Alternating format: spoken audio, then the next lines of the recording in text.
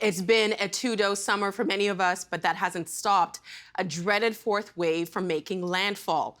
How different will this one be, and what's needed to keep it in check? Let's ask Dr. Isaac Bogoch, infectious diseases physician at the University Health Network and a scientist based out of Toronto General Hospital and the University of Toronto, who joins us now from the provincial capital. Hi, Dr. Bogoch. It's really nice to see you again. Great to see you as well. So are we in the fourth wave of this pandemic? Yeah, we are. We absolutely are. We're watching cases rise in Ontario. We're watching cases rise in most parts of Canada. It's not quite clear how high they're going to get. And obviously, there's steps that we can take to mitigate the rise of cases. But yeah, we are in the fourth wave. It is starting. What defines this as the fourth wave? It's nothing fancy, right? When you look at a graph and you've got time on the x-axis and cases on the y-axis, you look at cases over time. We're watching this rise up, and that's a wave. Now, it doesn't tell you how big the wave is going to get. It might be a big wave. It could be a wavelet, but there certainly is a rise in cases, and it's not a perfect scientific definition. It's basically what it appears like on a graph. I think a lot of us don't really know how to feel about being in a fourth wave. I think maybe we thought because we had the vaccines that this is something that we wouldn't be having to deal with right now. In what ways has the Delta variant changed the pandemic? Yeah, it's fair to say that the Delta wave is very significant in that Delta is just a more contagious variant of the virus. It is. There's no denying it. It is a really, really contagious variant. There's still debate to what extent this might cause more significant illness. There's some data demonstrating it does. There's others that demonstrates that it doesn't. But it's pretty clear that it definitely is more contagious. There's just less wiggle room, right? There's less room for error. If people are exposed to this, they're more likely to get it versus other prior variants. And that's tough because, as you point out, we have widespread vaccine rollout, widespread vaccine availability, and it's also fair to acknowledge that the vaccines are working, right? They're doing a great job. Tons of people, over 80% of eligible people in Ontario have come out and received at least the first dose of a vaccine. Like, congratulations, you've done a tremendous service for yourself, for your close contacts, for the province, for the country. Like, you've done everything right. And that is definitely going to help at an individual level and at a population level. But, there's a Delta variant that's very contagious. And there's still, up to 3 million eligible people in Ontario that have yet to be vaccinated. That's a lot of people. With such a contagious variant, if a lot of people get sick in a short period of time, we're going to see a rapid rise in cases. As you mentioned, I believe it's 75% of Ontario's population that is eligible to get vaccinated has been double vaccinated. Children under 12 can't get vaccinated yet. How is the Delta variant impacting children? Well, if we look in the other parts of the world and even look in Canada, we can see that, of course, kids can get infected. Kids can transmit this infection. That's pretty clear. When you see this out of the United States, especially the southern parts of the United States, you're watching pediatric hospitals fill up, pediatric intensive care units fill up, and it's really upsetting to see. It's fair to say that, obviously kids can get infected and transmit this infection. It's also fair to say that, by and large, relative to adults and older populations, kids don't get that sick. But of course, kids can still get sick and land in hospital. It's just much more rare compared to older populations. But when you step back and you say, okay, even if that's a more rare event, when you have a ton of kids that get sick, a small percentage of a massive number ends up being still a very large number of kids that are sick that land in hospital. And this is why they're overwhelming those pediatric hospitals right now in many of the southern United States. So, at the end of the day, of course, we've got to protect everybody from this virus, including children, even if they're less likely to have a severe outcome relative to an adult. We still don't want kids to get this infection. We don't want, because some of them, even if it's a smaller percentage, might land in hospital. We've got to protect them from that. Also, we know that a small percentage, but not an insignificant percentage of them, can have chronic symptoms after they recover, and we want to avoid that as well. So, let's protect our kids, especially the unvaccinated ones that are more susceptible to this. Well, schools have been out since April. That school is just around the corner in September. Are you concerned about a virus in the fall with schools reopening? I am. I mean, when you put a lot of people together in an indoor space with a very contagious virus, we always should be aware and concerned about this. And of course, we know now at this point in the pandemic how to create a safer indoor space, be it a school, be it a hospital, be it a place of work. Um, and, we can talk about the school programs and back to school safety, but in general, there are added measures that you can take to mitigate the risk of an outbreak in that setting. And no one measure is perfect. We're talking about added levels of protection, better ventilation in the classroom, masking, vaccination for those who are eligible, spacing kids out and having fewer people in an indoor space, cohorting. There's a lot of things we can do, but still, in general, when you think about the millions of kids in Ontario that are going to go back to school, yeah, there obviously is the possibility for outbreaks, and we will see them. Just we need to be able to mitigate those as much as possible and create the safest indoor space that we can. Of course, it's not just kids that are going back to school. I wanted to get your opinion on this. What do you think of the recent Ontario government announcement that the healthcare and education workers will have to show proof of vaccination, but if they don't want to be vaccinated for whatever reason, they have a choice to do regular testing?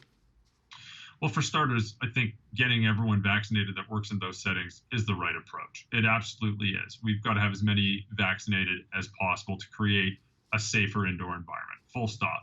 Now, there's parts of this where, I'm well outside of my level of expertise because, we're talking about labor law. And I think when we get the lawyers involved, it gets more complicated, right? Can you say to someone, you're vaccinated or fired? I'll leave that to the lawyers.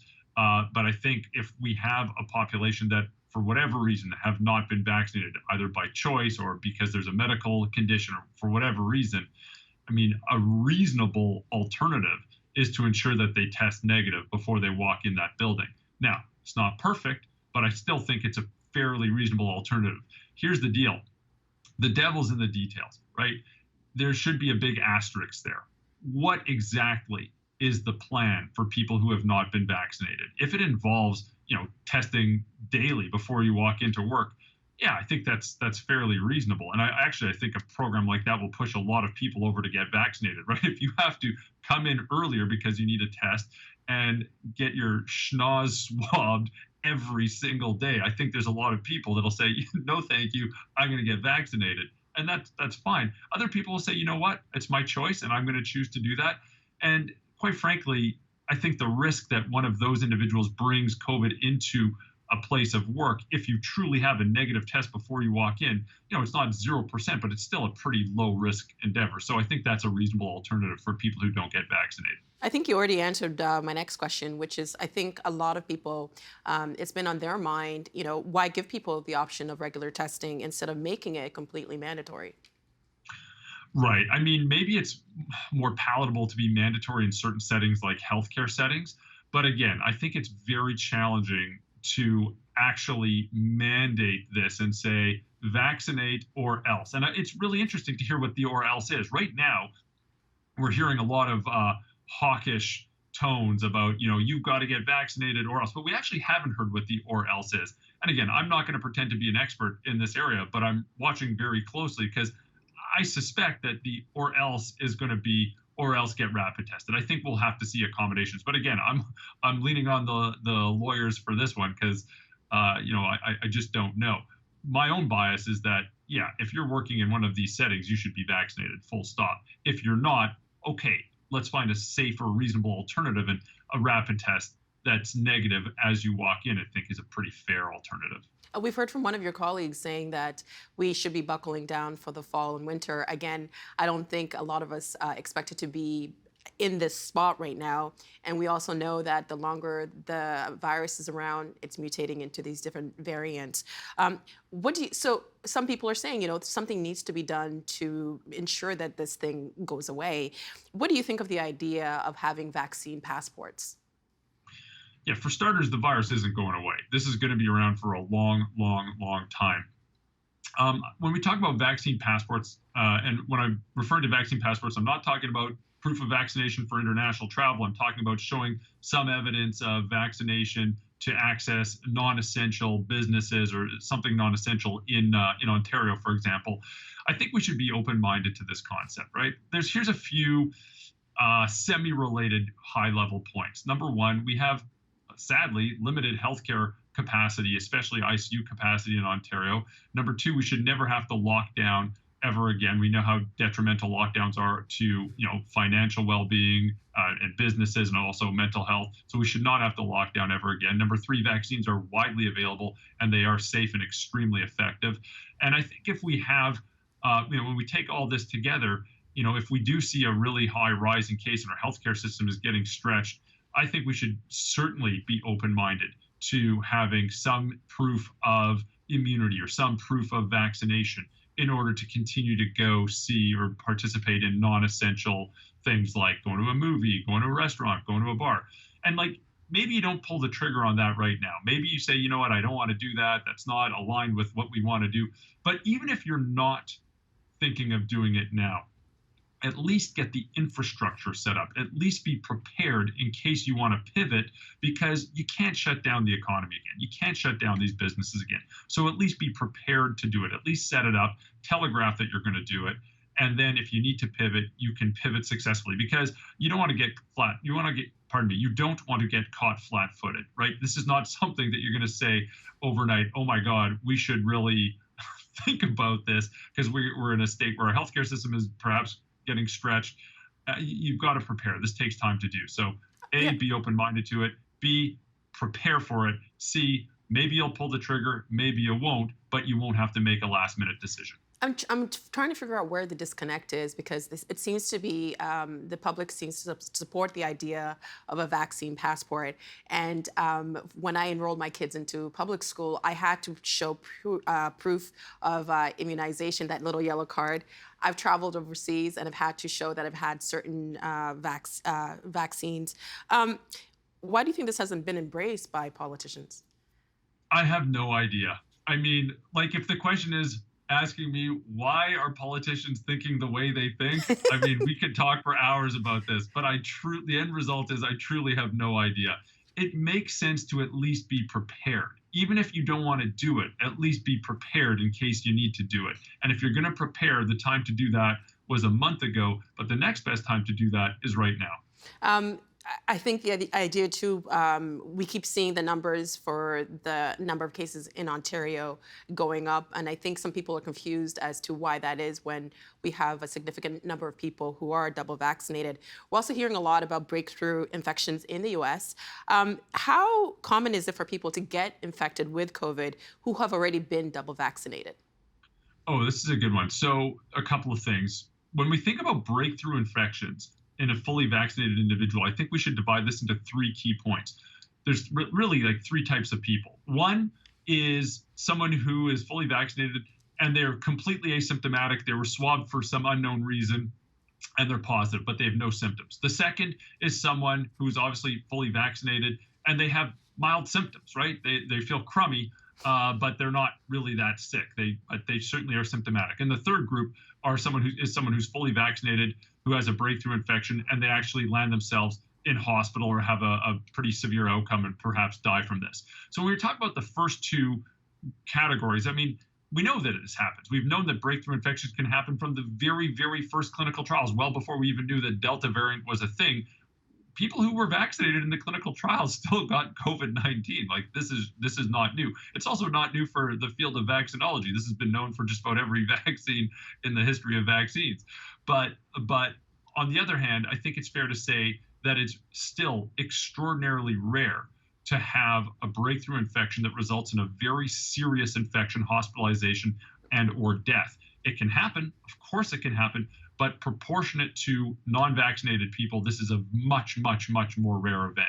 So short story long, these vaccines are very, very effective in preventing people from getting the infection, but more importantly, in preventing people from getting very sick, landing in hospital, and dying from this illness. What are your thoughts then of, the suggestion that maybe people should be getting booster shots? Yeah, I think there's certainly groups of individuals that would benefit from booster shots right now. If the question is today, who needs a booster shot? The answer is it's pretty clear that people who have compromised immune systems or people who reside in chronic care settings and long-term care facilities, like those are individuals and cohorts that would certainly benefit from a booster shot. But the question is, does everyone who's vaccinated, or do all eligible people who have already been vaccinated require a booster shot? I don't think there's compelling data for that right now today. Maybe in the future we will all need a booster shot, but certainly not now. And I think you're hearing, because we're hearing the United States at least telegraph that they want to do this, you're also hearing a large chorus of scientists and vaccinologists and public health specialists saying, what are we doing here? Like, this doesn't seem to make sense. Certainly some people would benefit from it, but everybody right now, I think that's a mistake. And I guess the idea of maybe sharing vaccines with countries that don't have access to them? Absolutely. I mean, one point is there an actual medical reason or public health reason to do this? The next point, and the answer is no for everybody. But the next point is, if you look at a place like the United States, you're talking about 200 million vaccines. Like, give me a break. There are billions and billions of people who are living in low-income countries and middle-income countries around the world that haven't even had a first dose of a vaccine. Many of these regions are just getting sadly ravaged by the Delta variant at this time, and those vaccines would do a lot of good in those arms overseas. Is it true that most of us will be exposed to COVID at some point? Yeah, I mean, it's not comfortable to talk about this, but that's a sad reality. COVID's not going anywhere anytime soon. Delta variant is very, very contagious. And I think if you look ahead in the crystal ball ahead, a year or 2 years or 3 years, some period of time, we'll all probably get exposed to this virus at some point. It might be sooner, it might be later, but the virus ain't going away. We're all going to get exposed. I think the real question now is, when you're exposed, do you have antibodies in your system from vaccination or not? Hopefully, most people do, so that they can at least mount a significant battle against this and protect themselves from this infection. And of course, we know now that not everybody's eligible, or some people have barriers to vaccinations, and that's why it's so important to continue with other measures to keep the population safe. I think masking is still very important now. Creating safer indoor spaces is still very, very important. Eventually, we're not there yet, but eventually we'll be able to lift mask mandates. We'll be able to, carry on life as we remember pre-COVID-19. Like, we will get there. We will? I think some people are calling to make that right turn, but they're trying to make that right turn before you're at the street. And we're not ready for that just yet. This is going to be here for a while. The pandemic isn't over, and we still need to vaccinate, but also have other measures in place to keep populations safe. I have 30 seconds left. We're hearing about the Lambda variant. How concerned should we be about that? Keep an eye on it, but no reason to panic. All right, Dr. Bogoch, thank you so much. It's been a pleasure having you back on the show. Just wanted to say thank you on behalf of Ontarians for all the work that you and your colleagues are doing. My best to your family. Thank you so much. Have a great day. The Agenda in the Summer with Nam Kiwanuka is made possible through generous philanthropic contributions from viewers like you. Thank you for supporting TVO's journalism.